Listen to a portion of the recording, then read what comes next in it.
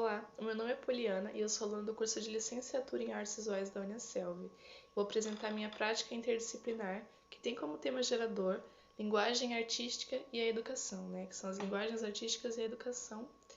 E o título, o tema central desse trabalho é a paisagem em pintura. Primeiro, eu busquei representar, citar como que se originou esse gênero. Segundo Essenberg, de 2019, esse gênero originou-se nos retratos de retábulos e de cenas medievais, mas a paisagem era somente a imagem secundária, coadjuvante da pintura. Entretanto, mesmo nesses casos, o artista deveria ter habilidade justamente para dar veracidade ao que era representado, Então, como não existia a fotografia, a gente sabe que a pintura era muito importante naquela época, para representar esses acontecimentos históricos, Imagina o que seria se não tivessem as pinturas, para demonstrar o que realmente aconteceu. Então, por exemplo, uma cena medieval, algum acontecimento como cita ali, a chegada de algum rei, rainha, alguma família. A pessoa da pintura era o centro, Então a paisagem era secundária, era só ali, como a gente fala, para a pessoa não ficar voando, Mas enfim, a paisagem era muito importante também para representar, o fato, porque as paisagens mudam, Então, por exemplo, se é na frente de um castelo, de algum monumento histórico para representar onde foi o acontecimento, então era importante que o artista também, tivesse habilidade para representar 100% a realidade daquele acontecimento. Houveram muitos movimentos artísticos que impulsionaram o uso da representação da paisagem em pinturas.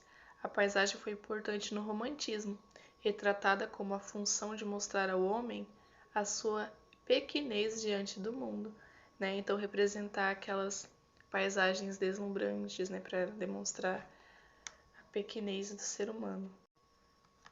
Albert Ecoute, Franz Post, Nicolas Taunay e Debré, esse último, o Debré, citado na pintura histórica, foram destaques na pintura de paisagem durante a missão francesa do Brasil, de modo a documentar o nosso país.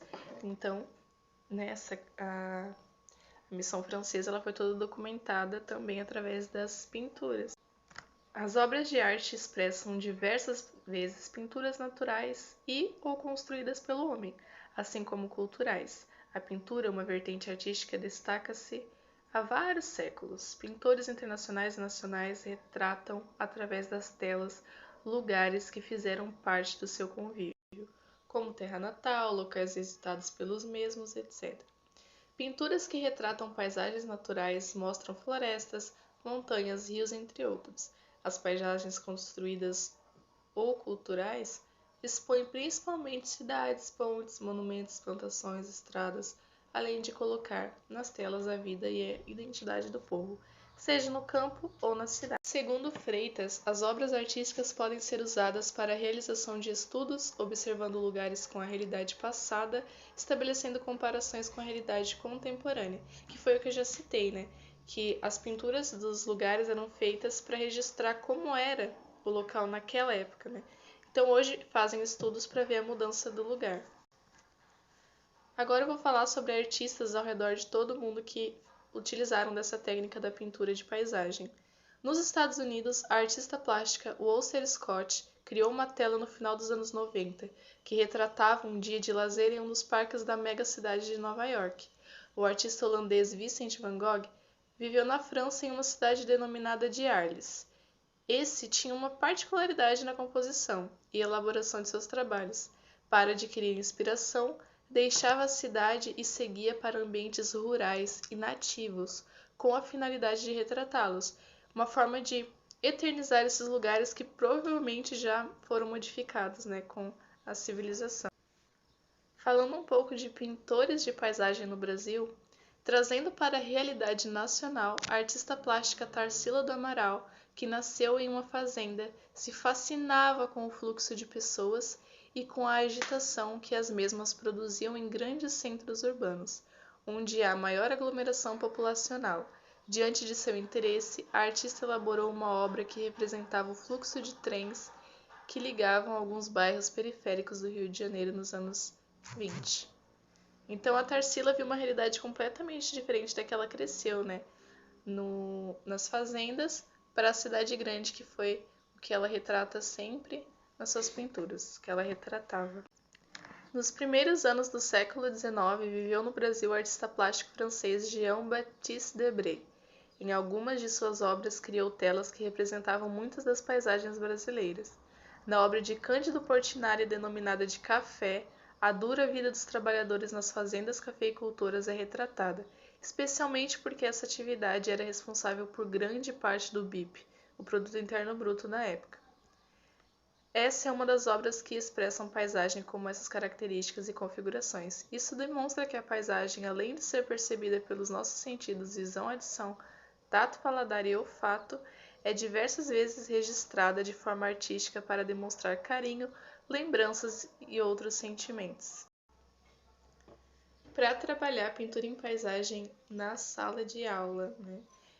Segundo Essenberg, é necessário levar em consideração cada fase escolar, né? Na educação infantil, a prática deve aliar-se ao lúdico ou ao jogo, sem a intenção de produzir um objeto de arte, não visando somente o decorativo.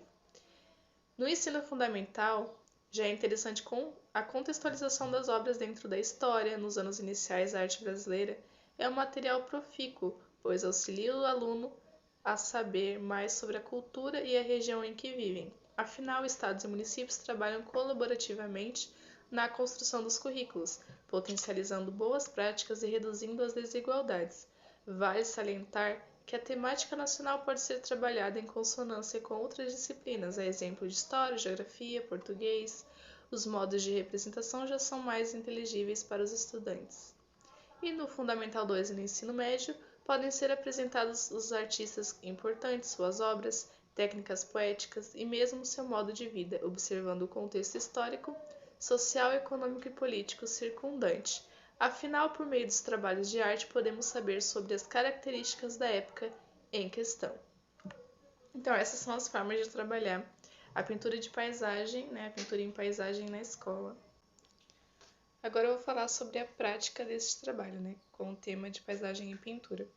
O período foi de 4 dias, a linguagem artística é a pintura, a técnica utilizada é a pintura com tinta de tecido e guache, e os materiais utilizados: 2 telas de pintura 20x30, pincel número 10 e pincel chato número 00, pincel número 8, tinta de tecido acrylex, incolor, clareador menta e amarelo canário, tinta lousa acrylex preta, tinta guache vermelho, azul, preto, salmão e branco, escovas de dente e pedaços de espuma. Esses materiais não foi intencional a utilização deles, eu utilizei porque eu os tinha, então eu tive que me virar com as tintas que eu tinha aí as cores. Conforme vocês podem ver na imagem, as cores... Primeiro foi colocado as cores para criar o degradê do fundo que eu queria para a paisagem.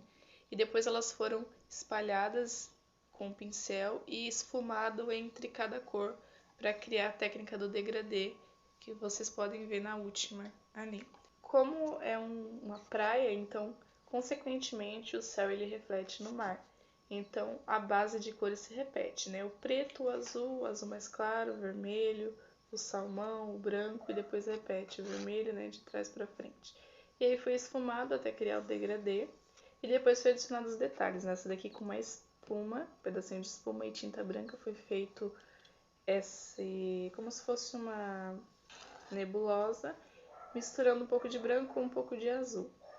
Depois foi feito com a escovinha e tinta branca, né, espirrado para criar as estrelinhas. E no mar, para criar esses detalhes da onda, foi utilizado um pouco de branco com azul mais claro. E a lua, essa lua não foi intencional, é que pingou um pingo maior e eu criei a lua aqui.